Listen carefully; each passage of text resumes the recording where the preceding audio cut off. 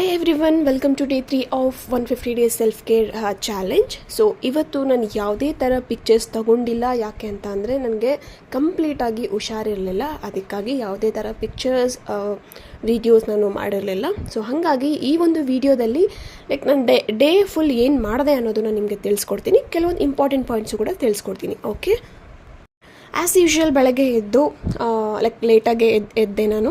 ಮತ್ತು ಗ್ರ್ಯಾಟಿಟ್ಯೂಡ್ನ ಬರೆದೆ. So gratitude ಬರೆದು ಮತ್ತು ಸೆಲ್ಫ್ ಕೇರ್ ಅಫರ್ಮೇಷನ್ಸ್ನ ಬರೆದೆ.